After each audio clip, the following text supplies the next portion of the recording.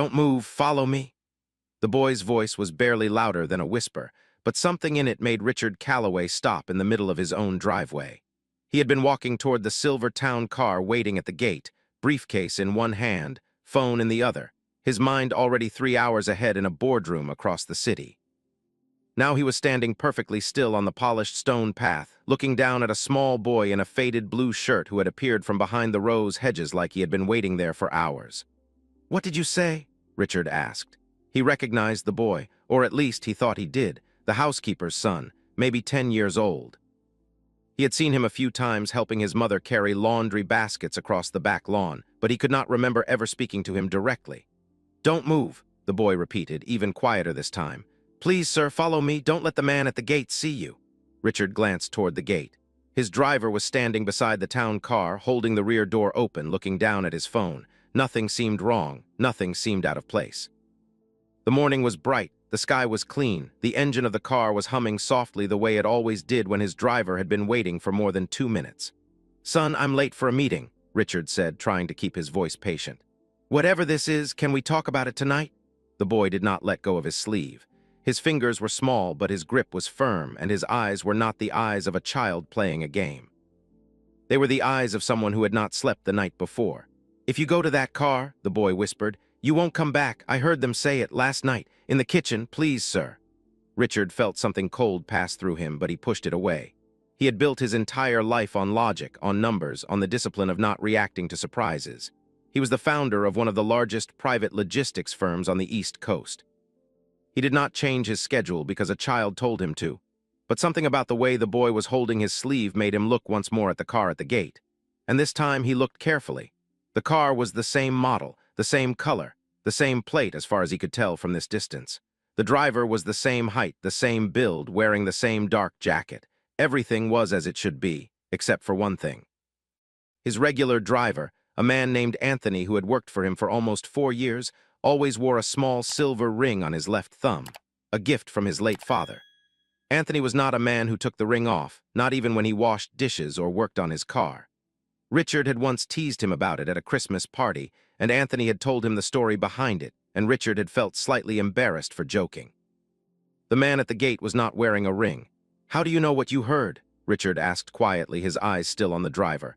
"How do you know it was about me?" "Because they said your name," the boy whispered. "Mr. Calloway, they said it 3 times, and they said your wife paid them already, half last week, half when it was done." Richard's chest did not move for a long moment. He felt his lungs stop and then start again slowly, the way they always did when he received very bad news in a meeting and could not let anyone see it. "Walk with me," he said quietly. "Slowly, toward the side of the house. Don't run, don't look at the gate." The boy nodded once and let go of his sleeve. The two of them walked together across the stone path, past the fountain that Richard had paid more for than most people pay for a car, past the marble bench where his wife sometimes drank her morning coffee, and around the corner of the house where a tall row of cypress trees blocked the view from the gate. When they were behind the trees, Richard knelt down so his eyes were level with the boy's. "What's your name?" he asked. "Elijah, sir." "Elijah." Richard nodded slowly, as if locking the name into a place inside his head where important things were kept. "Tell me everything, slowly, don't skip anything, start from last night." Elijah took a deep breath. His shoulders were trembling slightly, but his voice stayed steady. "My mom was making tea in the kitchen," he said. "It was late. I was supposed to be sleeping, but I came down because I forgot my book." The lights in the kitchen were off, but I could hear voices on the back patio. 2 people, a woman and a man. The man was not from the house. I had never heard his voice before, and the woman was Mrs. Calloway. Richard kept his face very still. "She said," Elijah continued, "everything is ready for the morning. She said the driver had been replaced. She said her husband would be in the car at 8:30, and that he would not notice because he never notices anything in the morning, because he is always reading his phone."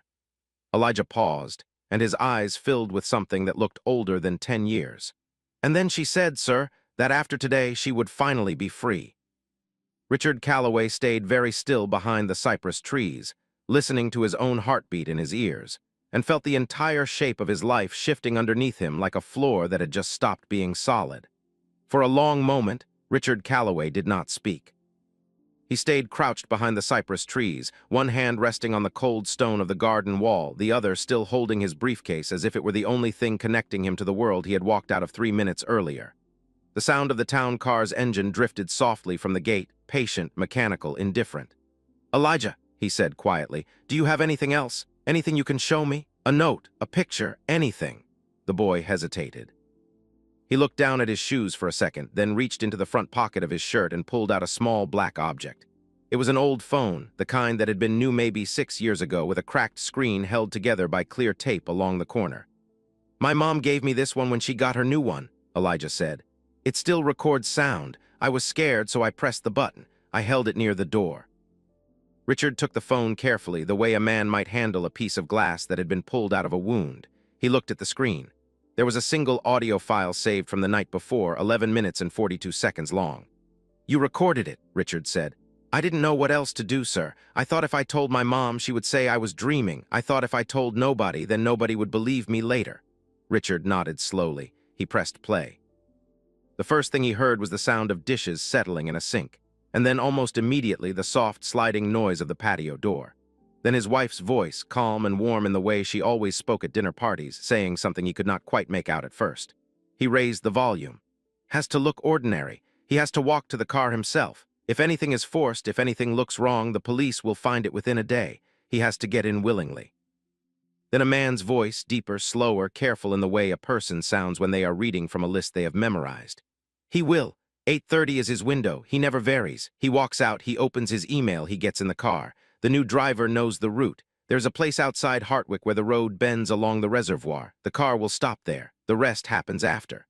A pause. A small sound that might have been ice in a glass. "And the policy?" the man asked. "It pays out after 7 months," his wife answered.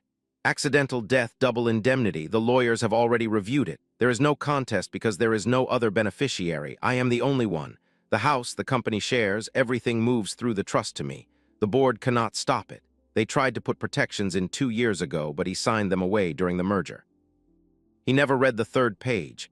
Richard closed his eyes. He remembered that day. He remembered signing a stack of documents at a hotel desk in Boston while a junior lawyer pointed at the lines. He remembered being told that the third page was administrative language, standard, nothing to worry about. He remembered feeling tired and not asking. The recording continued. "And after?" the man's voice asked. "When everything is settled?" "Then we wait," his wife replied. "A year. Maybe longer. We do not appear in the same room for at least 18 months. We say nothing. We change nothing. Patience is what makes this work." The recording went on a little longer, but Richard stopped the playback. He did not need to hear the rest. He had heard enough to know that whatever life he had been living that morning, that life had ended sometime during the night while he was asleep upstairs. He looked at Elijah, who was watching him with the patient eyes of someone who had been waiting all morning to be believed. "Your mother," Richard said carefully. "Does she know you recorded this?" "No, sir." "Did she hear them too?" "I don't think so. She had the kitchen radio on. She was making tea. I think she heard nothing." "Good," Richard exhaled slowly. "I need you to keep it that way for now. Do you understand? Not because your mother would do anything wrong, but because the more people who know, the more people are in danger." Elijah nodded. He had the kind of seriousness in his face that did not belong on a child. Richard slipped the old phone into the inside pocket of his jacket. Then he stood up slowly, brushed the dust off his trousers, and looked out through a gap in the cypress branches toward the front gate. The town car was still waiting. The driver had finished with his phone now and was looking toward the house, no longer relaxed, his weight shifting from one foot to the other in the small way a man does when he has been told to wait somewhere for a specific reason and is starting to wonder why he is still waiting. Richard took out his own phone and tapped a single name from his favorites. The line rang twice. "Richard, you should be in the car already. The Hartwick meeting starts at 10. Marcus." Richard's voice was very calm. "I am not going to Hartwick today. I need you to do something for me, and I need you to do it without telling anyone in the office. Not Helen, not the legal team, no one." There was a pause on the other end. Marcus Vale had been his lawyer for 19 years, and he had only heard Richard speak in this exact tone twice before. Once during the takeover battle in 2014, and once on the night Richard's mother died. "Tell me," Marcus said.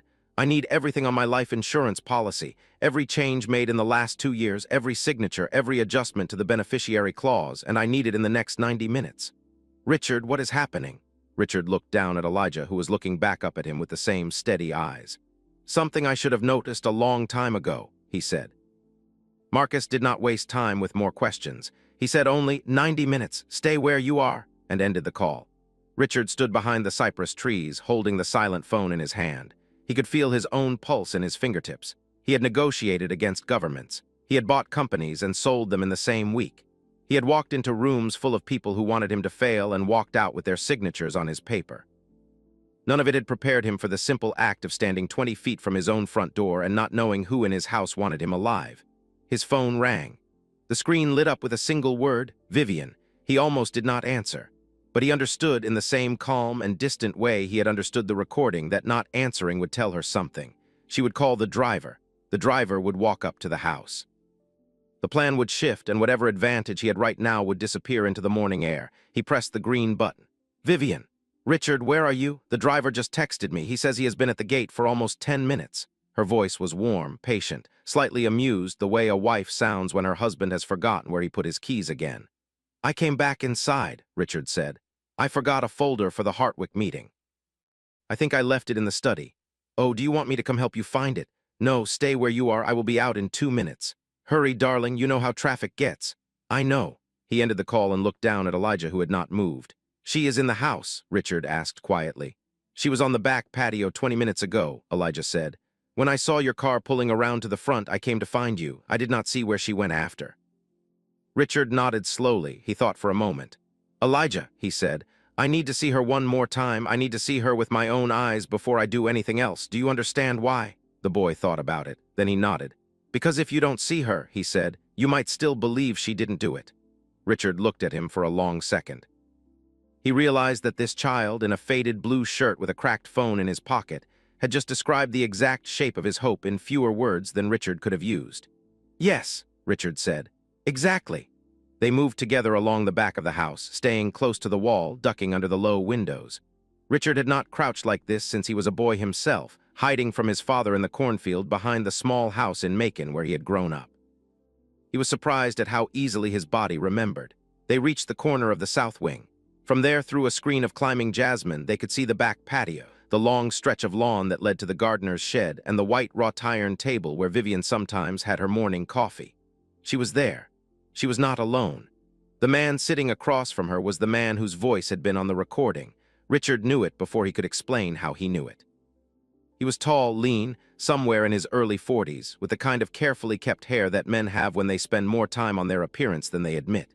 He was wearing a dark gray jacket over a black shirt, and his hands were resting on the table near hers, not touching, but close enough that anyone watching would understand. Vivian was smiling. She was wearing the light blue dress that Richard had bought her in Florence 2 summers ago. She had told him at the time that she would save it for something special. The man said something Richard could not hear. Vivian laughed softly and reached across the table and laid her hand on top of his.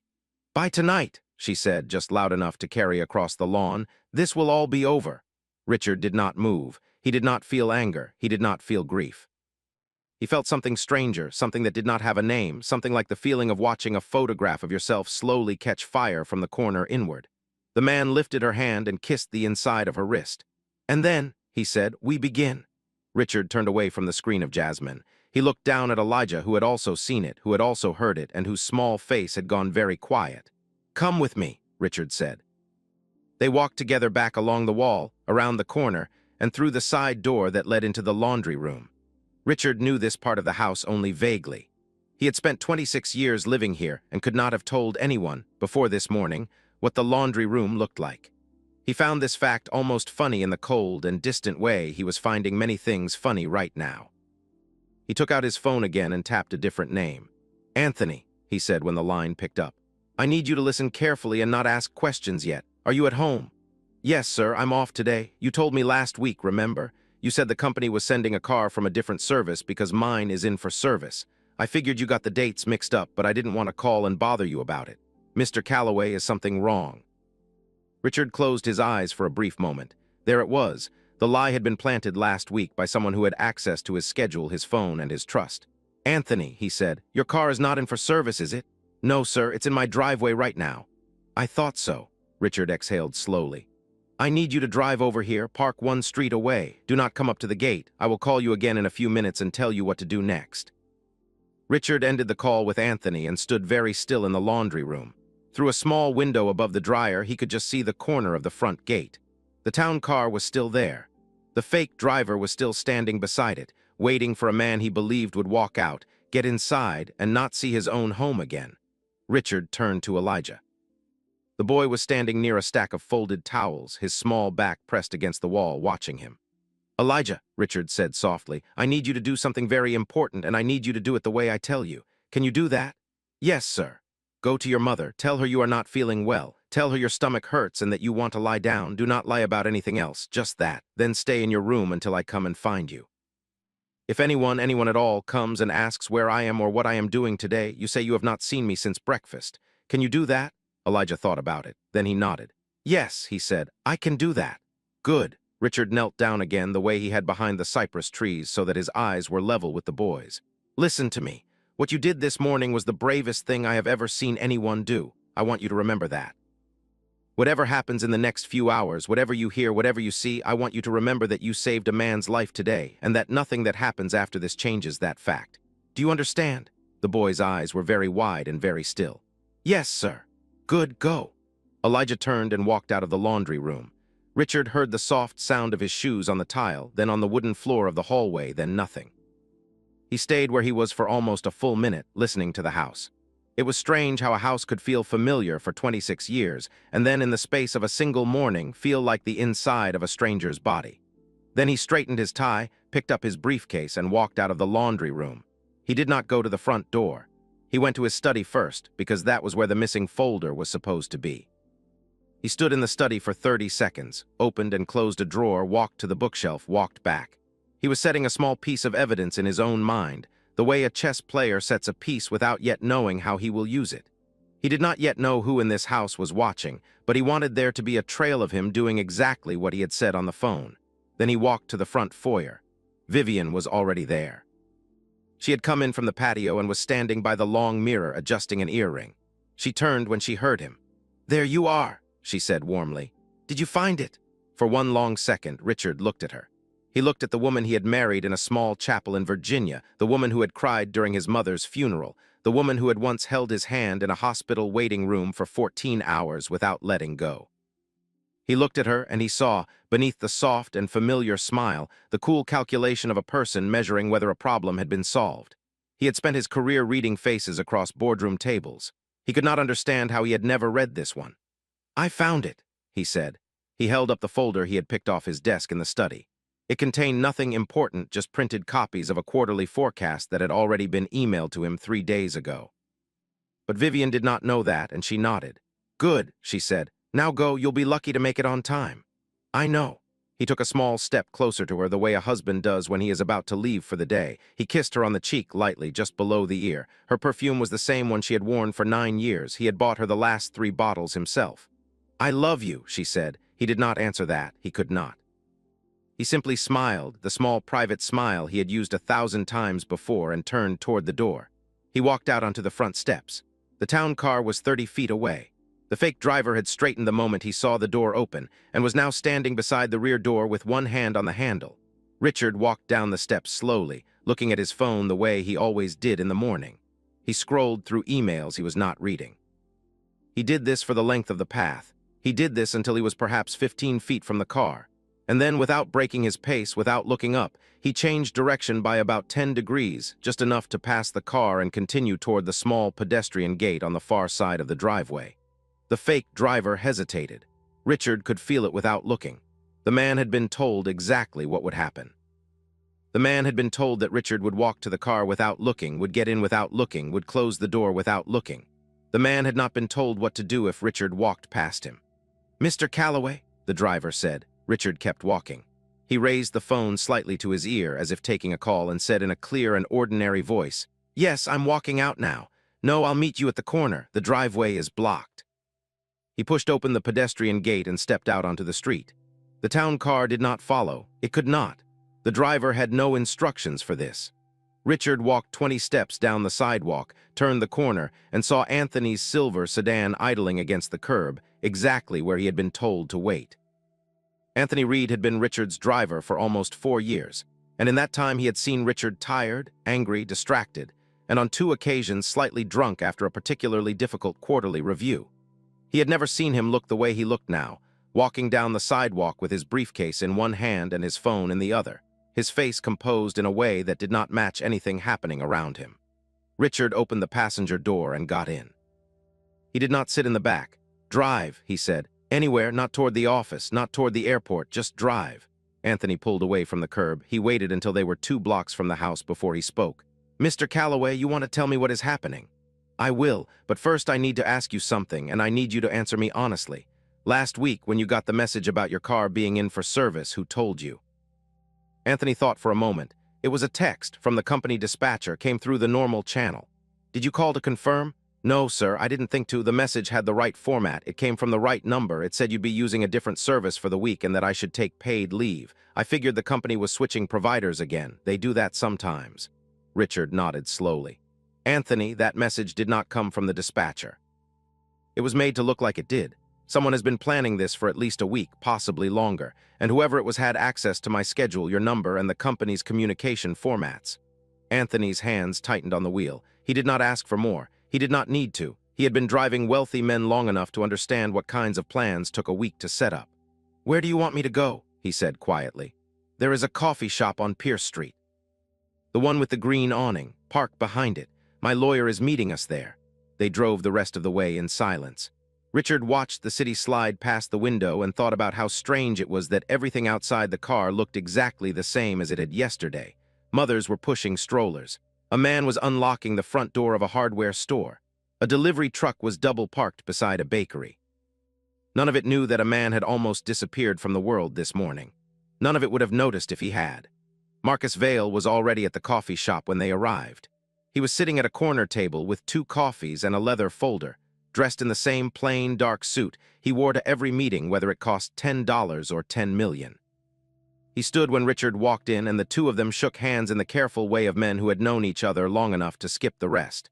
Anthony stayed by the door, his back to the room, watching the street.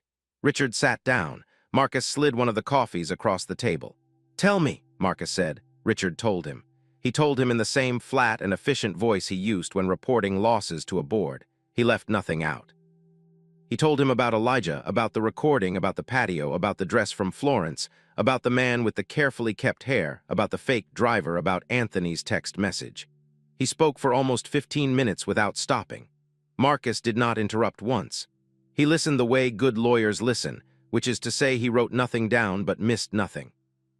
When Richard finished, Marcus took a long sip of his coffee. "All right," he said. "I have the insurance information. I had it within 40 minutes of your call. I have not slept much in 19 years, and I do not intend to start today." He opened the leather folder and laid 3 printed pages on the table. "Your policy," he said. "Issued 11 years ago. Original coverage, 4 million. Standard for a man in your position at the time. It has been adjusted twice. The first time was 8 years ago after the company went public. Coverage was raised to 12 million. That adjustment was routine. I was in the room when you signed it." He tapped the 3rd page. "The second adjustment was 14 months ago. The coverage was raised to 35 million. An accidental death rider was added, which doubles the payout to 70 under specific circumstances. The beneficiary clause was simplified. All conditional language was removed. Vivian is now the sole beneficiary with no contestable provisions, no waiting period, no exclusions for the first 2 years of the new coverage." Richard stared at the page. He could see his own signature at the bottom. He recognized the shape of it. He recognized the small curl he always put at the end of the second letter of his last name. He did not remember signing it. "This is mine," he said quietly, "but I do not remember this." "I expected that," Marcus said.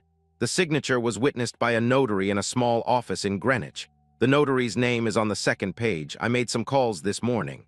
The notary retired 4 months ago and moved to Arizona. He has not answered his phone in 2 weeks. Richard set the page down slowly.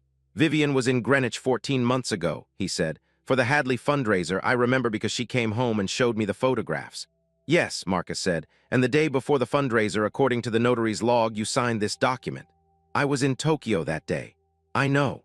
The 2 men looked at each other across the small table. The coffee shop hummed quietly around them. Someone laughed at the counter. A spoon clinked against a cup. "Marcus," Richard said, "I want to know everything, who he is, where he comes from, how long this has been planned, and I want to know it before she does." Marcus closed the leather folder and looked at Richard with the steady patience of a man who had spent his career delivering bad news in measured doses. I already started, he said. I have a private investigator who has worked for me for 15 years. Her name is Hannah Reyes. She is very good and very quiet. I called her before I left my house this morning. She is already pulling records. Good, Richard said. What else? The insurance company will not pay out a claim without a body. Even with the accidental death rider, even with the simplified beneficiary clause, there has to be a death certificate or, in the absence of one, a court order declaring legal death after a missing persons case has been open for a specified period. In this state, that period is 5 years, so whatever they are planning, it does not end with you simply disappearing. It ends with you being found dead in a way that looks accidental. Richard absorbed this. The road outside Hartwick. The road outside Hartwick, Marcus confirmed.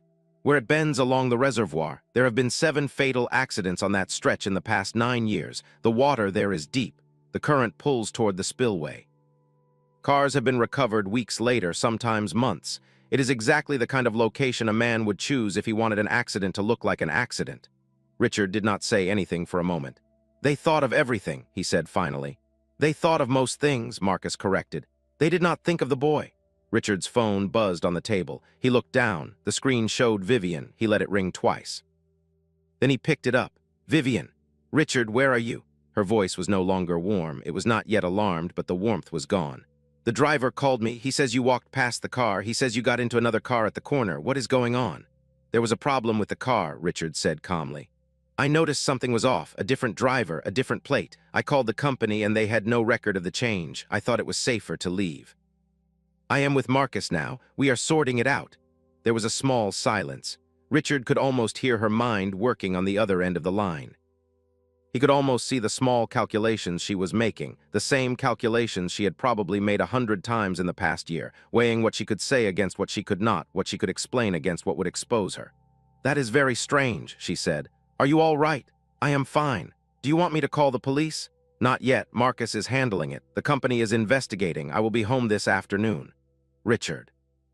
Her voice softened, became careful and tender in the way that he now understood was a kind of weapon.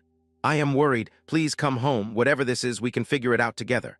I know we can, he said. I will see you soon. He ended the call and set the phone face down on the table. He looked at Marcus. She does not know yet, Marcus said. No, she knows the plan failed. She does not know I heard the recording. Good, keep it that way for as long as you can. The longer she believes you suspect only the driver and not her, the more time we have to gather what we need. Richard nodded slowly. Then he looked toward the window of the coffee shop at Anthony standing patiently by the door. There is a boy, he said. At the house, the one who told me. Yes. He went to his room. I told him to stay there, but his mother works in the house.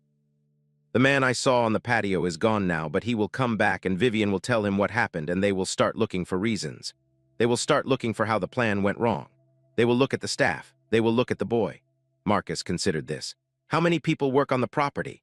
6 full-time, the housekeeper, who is the boy's mother, the gardener, the cook, 2 security personnel, 1 assistant who handles the household scheduling. There are also contract workers who come and go. And the boy's mother, does she live on the property? Yes, there is a small staff residence behind the south wing. She and her son have lived there for almost 3 years. Marcus picked up his phone and dialed a number. He spoke quietly for less than a minute, then put the phone down. Hannah will have someone watching the residence within the hour, he said. Unmarked. They will not interfere unless they need to. But they will be there. Thank you. There is something else you need to think about, Richard. Yes. Whoever this man is, whoever Vivian has been planning this with, he is not just a boyfriend. The level of planning, the access to your documents, the manipulation of your driver's schedule, the manufactured signature, the choice of location. This is not a man who fell in love with your wife and got carried away. This is a man with experience, with patience, with a method. He has done something like this before, or he has been close enough to people who have.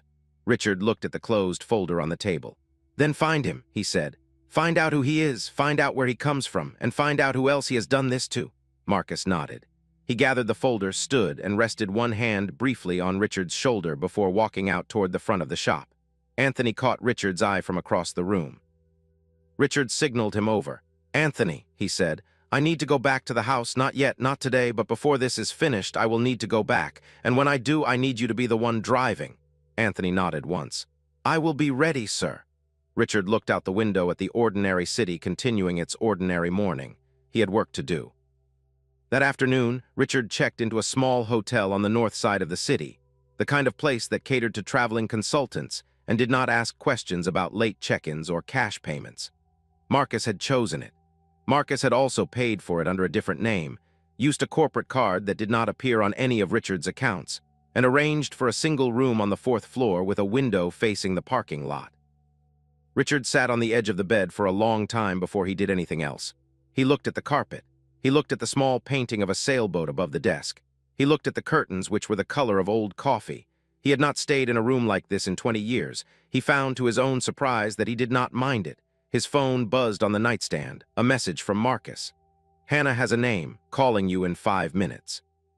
Richard nodded to himself, even though there was no one in the room to see it. He stood up and walked to the window. The parking lot below was almost empty. A delivery van was idling near the back entrance. A woman was loading groceries into the trunk of a small sedan. The world continued without him. The phone rang. "Marcus! Hannah is on the line with us. She's going to walk you through what she found. Listen first, questions after." A new voice came through, low, calm, professional. "Mr. Calloway, my name is Hannah Reyes. I'm going to keep this brief because we have a lot of ground to cover and not much time. The man you saw on your patio this morning is named Daniel Brennan. That is the name he is currently using. It is not the name he was born with." Richard sat down on the edge of the bed. "Go on," he said. "He was born Adrian Halst in Wisconsin in 1981.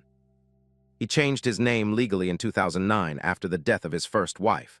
Her name was Margaret Halst. She was 41 years old at the time of her death. She fell from a hiking trail in northern Michigan. There was an investigation. It was ruled accidental. She had a life insurance policy of $3.2 million. He was the sole beneficiary." Richard closed his eyes. "In 2014, Hannah continued, he was engaged to a woman named Karen Lynn. She lived in Seattle. She was a software executive. She broke off the engagement 6 months before the wedding date. Her reasons are not in the public record, but she filed a restraining order 3 weeks after the breakup. The order was granted. He left the state within a month. And then, in 2017, he married a woman named Renee Castell in Phoenix. She was 53. He was 36. She was wealthy. She had no children. They were married for 2 years and 8 months. She died in 2020. A house fire. The fire department ruled it accidental. He was not home at the time. The insurance payout was $4.8 million. Richard did not move. "And now," Hannah said, "he is here, with a new name, with your wife, with a $35 million policy and a stretch of road outside Hartwick." For a moment, no one on the line said anything. If this story is gripping you so far, please tap the like button and let us know in the comments where you are watching from. Stories like this only reach the people who need them when you share them. Subscribe to the channel so the next one finds you too. "Hannah," Richard said finally, "does Vivian know any of this?" There was a small pause on the other end of the line. "I cannot answer that with certainty," Hannah said. "But based on what I have seen so far, I would say no. The information about Adrian Halst is not easy to find. The name change was clean. The records are scattered across 3 states. The only reason I found it as quickly as I did is because the notary in Greenwich, the one who is now in Arizona, had handled paperwork for Daniel Brennan once before, in a real estate transaction 2 years ago. That gave me a thread to pull. Without that, it would have taken much longer." "Then she is also a victim," Marcus said quietly. "She is also a participant," Richard replied. "Yes, both things can be true." Richard rubbed his hand slowly across his face. The cold and distant feeling that had been holding him together since the morning was beginning to crack along its edges. He could feel it, the way a man feels the first small movement of a wall that has been about to fall for a long time. "What do we do?" he said. "We have several options," Marcus said. "We can go to the police now. We have the recording, the insurance documents, the false signature, the witness, the history on Brennan. It is enough to open an investigation. They will arrest him within 24 hours, possibly sooner. Vivian will be questioned. She will hire a lawyer. The case will move slowly, but it will move." "What is the other option?" "The other option is more difficult and more dangerous. We give Brennan another chance to act. We let him believe the plan can be salvaged. We watch where he goes. We listen to what he says. We catch him not just on intent, but on action. We catch him in a way that closes every door he might try to walk through." Richard looked at the small sailboat painting above the desk. "He has done this twice before," he said. "At least twice. And both times he walked away." "Yes, then we do it the second way," Richard said. "I do not want him to walk away again." Marcus was silent for a long moment. "All right," he said. "Then we begin tonight." That evening, Richard returned to the house. Anthony drove him through the front gate at 6:45, the way he had 1,000 times before. Richard sat in the back seat with his briefcase on his lap, and his face composed in the careful neutrality he had practiced for an hour in front of the small mirror in the hotel bathroom. Vivian was waiting for him at the front door. She had changed. She was wearing soft gray pants and a cream sweater, and her hair was pulled back the way she wore it when she did not want to look like she had tried. She came down the steps and took both of his hands. "Thank God," she said. "I have been worried sick all day." "I am all right," he said. "What happened with the car? Did you find out anything?" "The company is investigating. It looks like someone impersonated the dispatcher and rerouted the assignment. Marcus thinks it may have been an attempted robbery. There have been a few of these in the city recently. Wealthy men, black cars. The drivers are sometimes paid off." He watched her face as he said it. He watched for the small flicker of relief that would tell him the explanation he had constructed was being absorbed exactly as he had intended. It came, a small softening around her eyes. A faint exhale she did not realize she had been holding. "That is horrible," she said. "I am so glad you noticed. I almost didn't, but you did." "Yes," she put her arms around him. He returned the embrace, gently, the way he always had. He felt her breathing against his shoulder. He felt, for the first time in many hours, the specific sadness of holding a person who has decided you are worth more dead than alive. It was a sadness without sharp edges, slow and large and quiet, like a tide that had been coming in for a long time and only now was high enough to notice. "Come inside," she said. "I had cooked make your favorite. We can have a quiet evening." They had dinner at the long table. She lit candles. She poured him wine from a bottle he had bought 2 summers ago in Bordeaux. She asked him questions about his day, about Marcus, about the company's response, and he answered all of them in a calm and ordinary voice, giving her enough detail to seem honest and not enough to seem rehearsed. She listened. She nodded. She reached across the table once and touched his hand, and he let her. After dinner, she suggested they sit in the garden room. He agreed. They sat together on the long sofa, and she rested her head briefly on his shoulder, and he looked out through the tall windows at the dark shape of the patio where she had sat that morning with another man and decided exactly when he would die. At 10:30, she said she was tired. She kissed his forehead and went upstairs. Richard waited 15 minutes. Then he stood up, walked quietly through the dark hallway to the back of the south wing, and let himself out the side door. The night air was cool. The staff residence was a small brick building tucked behind a hedge of boxwood with 2 windows in the front and a single yellow light glowing above the door. He knocked softly. The housekeeper opened it. Her name was Tessa Walker. She had worked in the house for 3 years. She had a tired, intelligent face, and when she saw Richard standing on her doorstep at nearly 11 at night, she did not look surprised. She simply stepped back and let him in. "He is asleep," she said quietly. "He came home this morning saying his stomach hurt. He did not eat much at dinner. He fell asleep on the couch around 8. May I see him?" She led him through the small front room, past a tidy kitchen with 2 clean cups drying on a towel to a doorway at the back. Elijah was curled on a narrow bed under a thin blue blanket. His shoes were on the floor beside him. His school bag was open on the chair with a notebook spilling out, the pages covered in small, careful drawings. Richard stood in the doorway and looked at him. "Tessa," he said quietly without turning around. "I owe you the truth, some of it tonight, the rest in a day or 2. Will you sit with me for a few minutes?" She nodded and led him back to the small kitchen. They sat across from each other at a wooden table. She did not offer him tea. She did not waste motion on small things. She simply folded her hands and waited. He told her, not everything, not Adrian Halst, not the recording in full detail, but enough. He told her that there had been a plan against his life that morning, that her son had warned him, that her son had almost certainly saved his life, and that the people behind the plan did not yet know that they had failed in the way they had failed. Tessa listened without interrupting. When he finished, she sat for a long moment with her hands still folded. "I knew something was wrong," she said quietly. "Not this, but something. He has been quiet for a week. He has been drawing the same things over and over. I asked him 3 nights ago if anything had happened, and he said no. I should have asked harder." "He kept it from you to protect you," Richard said. "Not because he did not trust you." She nodded slowly. Her eyes were wet, but she did not let anything fall. "What do you need from me?" she said. "I need you to act in front of my wife and anyone else exactly as you have always acted. I need Elijah to stay in this house with you until I tell you otherwise. There will be people watching the property quietly. You will not see them. They are there to keep you safe. And in 2 days, perhaps 3, this will be over. And then, he said, we talk about what comes next." The next 2 days passed slowly, the way a held breath passes. Richard moved through the house the way he had always moved through it, with the calm and slightly distracted attention of a man whose mind was on his work. He took calls in his study. He ate breakfast at the small table by the window. He kissed his wife on the cheek when he passed her in the hallway. He smiled at the cook. He nodded at the gardener.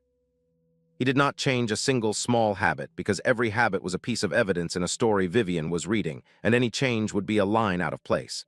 On the second night over dinner, he mentioned the trip. "I have to go to Hartwick on Friday morning," he said. "The meeting from this week, they rescheduled it. I should have gone on Monday. I cannot put it off again." Vivian looked at him across the candles. She did not react immediately. She took a small sip of her wine, set the glass down, and then nodded. "Of course," she said. "Is the company sending a different driver this time?" "Marcus is arranging it through a new service. He says they have vetted everyone. Anthony will be driving. I told the company I wanted him specifically." "That sounds wise." "It is." She smiled at him. He smiled back. They both ate their dinner. Somewhere in the dark space between them, two plans were now moving forward at the same time, and only one of them knew that. Friday morning came clean and cold. Richard came downstairs at 7:30 in a dark suit with his briefcase and his coat over his arm. Vivian was already in the kitchen. She handed him his coffee. She straightened his tie. She kissed him at the door. "Be safe," she said. "I will." The car at the gate was a black sedan, identical in model and color to the one from Monday. Anthony was standing beside it in his dark jacket and his cap, his left thumb resting on the door handle with the silver ring catching the early light. Richard walked to the car at his usual pace. He did not look at his phone. He looked at Anthony. Anthony gave him the smallest nod. Richard got into the back seat. Anthony closed the door, walked around, and got into the front. The car pulled smoothly out of the driveway. For the first 10 minutes, they drove in silence. They took the main road out of the city, then the highway north. The morning traffic was light. The sky was the color of pale slate. Anthony's eyes moved often to the rearview mirror. "They are behind us," he said quietly. "How many?" "One car so far, a dark gray sedan, 2 men inside. They picked us up near the Wilcox exit. They have been 3 cars back since then." "Hannah's team is tracking them." Richard nodded. He looked out the side window at the trees beginning to turn gold along the edges of the highway. He thought about Adrian Halst, who had once stood in a courthouse in Wisconsin and signed papers changing his name. He thought about Margaret Halst, who had gone for a hike on a Saturday morning and never come home. He thought about Renee Castill, who had bought a house in Phoenix and lit candles at dinner and gone to sleep one night and never woken up. He thought about Vivian, who at this moment was probably in the garden room with a cup of tea, waiting for a phone call that would tell her the worst day of her life had finally arrived. He did not feel rage. He had thought he would, but he did not. He felt something quieter, something harder to name, the way you feel when you watch a long sentence finally come to its period. Anthony took the exit for Hartwick. The road narrowed. The trees grew closer to the shoulder. After another 12 minutes, they came over a low rise and the reservoir appeared on the left, a long, flat sheet of water held in by a curving guard rail. The gray sedan was still behind them, 2 cars back now. A third car appeared ahead, parked at a small turnout where the road bent along the water. As they drew closer, Richard could see the driver standing beside it, leaning casually against the door, his face turned away. He was the same man who had stood at the gate on Monday morning. Same height, same dark jacket, same wrong hand on the door handle. "There he is," Anthony said softly. "Keep driving past." Anthony drove past. The man at the turnout straightened slightly as they went by, then turned and got into his car. In the side mirror, Richard watched the gray sedan 3 cars back signal and slow. "Now," Richard said. Anthony pressed a small button on the dashboard. 2 black SUVs that had been parked a quarter mile down the road pulled out and blocked both lanes. The gray sedan braked hard. The car from the turnout pulled out behind it and was immediately boxed in by a third unmarked vehicle that had been following from a side road. It happened very fast and very quietly. There were no sirens. There were no flashing lights yet. Men and women in plain clothes stepped out of the SUVs with calm and practiced efficiency. The gray sedan was opened. The 2 men inside were pulled out and put on the ground. The driver from the turnout was already out of his car with his hands raised. Anthony pulled to the side of the road and stopped. He turned in his seat to look at Richard. "It is over," he said quietly. "No," Richard said. "Not yet." He took out his phone and called Marcus. "Marcus, they have the men on the road. Tell Detective Sandoval he can move on the house." Then he closed his eyes and leaned his head back against the seat, just for a moment, and listened to the wind moving over the surface of the reservoir. When Richard arrived back at the house an hour later, Anthony driving slowly through the open gate, the front of the property was already filled with quiet activity. 2 unmarked cars sat near the steps. A pair of plainclothes officers stood by the front door. Detective Sandoval, a woman in her 50s with short gray hair and the patient, watchful face of someone who had seen the worst of people and chosen not to be surprised by it anymore, was waiting for him on the front walk. She did not run, the detective said quietly as Richard stepped out of the car. She did not call anyone. She was sitting in the garden room when we came in. She looked at us for a long moment and then she said only one thing. What did she say? She said he told me he had done this before. She said it twice as if she needed to hear herself say it. Then she stood up and put her hands behind her back without being asked. Richard nodded slowly. He did not feel triumph. He did not feel vindication. He felt more than anything a deep and ordinary tiredness, the kind a person feels at the end of a long journey that should never have been necessary. They led Vivian out of the house a few minutes later.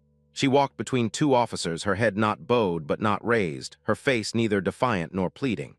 As she passed Richard on the front walk, she stopped for the briefest second. She did not speak. She only looked at him. And in that look he saw, for one strange and final moment, the woman she had been 26 years ago in a small chapel in Virginia holding his hand. Then she walked on and the officers helped her into the car and the car drove away. Richard stood on the front walk for a long time after it was gone. The case moved faster than any of them expected. Adrian Halst, who had introduced himself to Vivian as Daniel Brennan, was charged within 48 hours with conspiracy, attempted murder, insurance fraud, and identity fraud. The two cases from Michigan and Phoenix were reopened. New evidence was found in both. The driver from Monday morning made a deal and named everyone. The recording from a small cracked phone in a boy's pocket became the cornerstone of the prosecution.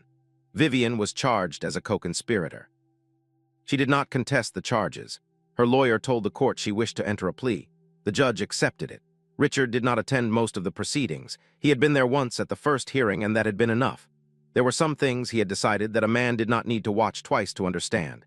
In the weeks that followed, the house changed. Not in the way houses change after a death, but in the way houses change after a long fever finally breaks. Richard moved his bedroom to a smaller room on the east side, where the morning sun came in through clean windows. He sold the cars he did not use. He gave Anthony a permanent position with the company, with a salary that made Anthony argue with him for 20 minutes before accepting. He hired a new household manager, an older woman named Doris who had run a small bed and breakfast in Vermont for 30 years, and the house began, for the first time in a long time, to feel like a place where people actually lived. Tessa Walker stayed. Richard had asked her if she wanted to, and she had taken 3 days to think about it, and then she had said yes. She moved into a larger residence on the property, a small cottage with a real fireplace and a sunroom in the back. Elijah enrolled in a new school in the fall. Richard paid for it, and for the one after it, and for whatever would come after that. He did not call it a gift. He called it an investment in someone who had already proven what kind of person he would become. In the spring, almost 6 months after the morning behind the cypress trees, Richard walked out into the garden one Saturday and found Elijah sitting on the low stone wall near the greenhouse, a notebook open on his knees. He was drawing the new rose bushes that Tessa had planted along the south fence. Richard sat down beside him. "You still draw," he said. "My dad used to draw," Elijah said. "My mom told me he died when I was little. She said he drew on everything, receipts, napkins, the backs of bills." Richard had not known this. He nodded slowly. "Then you come by it honestly," he said. They sat in silence for a long moment, watching the wind move through the leaves. "Mr. Calloway," Elijah said quietly. "Yes. Do you ever still feel scared about that morning?" Richard thought about the question. He thought about it for a long time because the boy deserved a real answer. "Sometimes," he said, "not the way I felt it then. But sometimes I wake up at night and I remember the sound of the engine at the gate, and I think about how close I came to walking past you and not stopping. And what I feel then is not fear exactly. It is something more like gratitude that has not yet learned how to sit still." Elijah nodded slowly. He understood in the way that children sometimes understand things adults cannot put into words. "My mom says," he said, "that doing the right thing does not always make your life easier, but it lets you look at yourself in the mirror without having to look away." Richard looked out across the garden at the greenhouse glowing softly in the spring light. "Your mom is right," he said. "She has been right about almost everything." This story is a reminder that the most dangerous threats in our lives rarely arrive as strangers. They wear familiar faces, share our dinners, and know our schedules. And it reminds us that courage does not come from size or status or wealth. A child with honesty and the will to speak can change the entire course of a powerful man's life. Always pay attention to the small things. Never look away from what you know is wrong. And never underestimate the difference one brave voice can